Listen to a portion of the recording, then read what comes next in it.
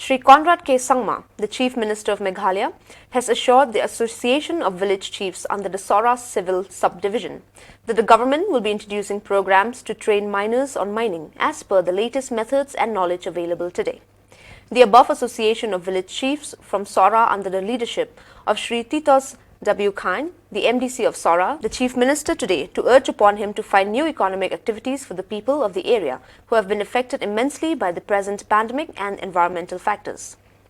Speaking to the members of the press, Shri Titos said the Chief Minister has assured him and the village chiefs that he will be earmarking a major chunk of the rupees 700 crore funds for Sora and its people, especially in terms of improving the quality of the facilities for tourism and connectivity by roads. Another issue that was raised by him and the chiefs was regarding the urgent need to disburse the salaries of the employees of MCCL, which has been pending for the last 15 months.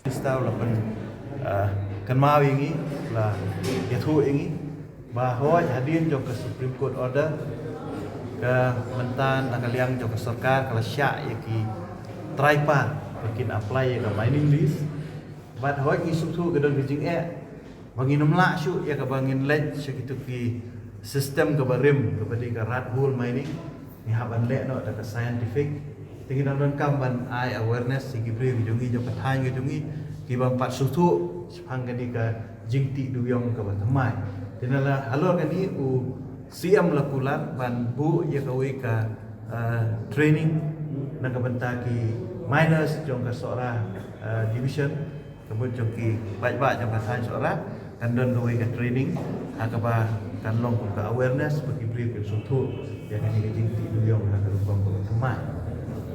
kabaan nilai keren ru halor ka BD ka tourism kade ka khubur ka sultanat ba nakaliang Chief Minister ula keren na kapasyay, ula ay ini ka assurance, ba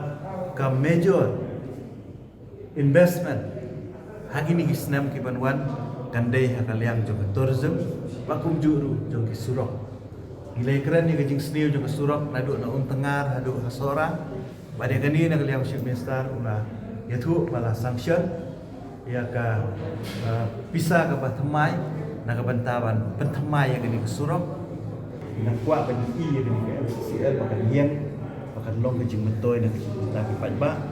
tinggi lagi diskus sibun ke AKA ba min sadan biam ke meeting ke jing kendu har bangin yang kham yang keren sani susu hatang ya ke MCCL humno ba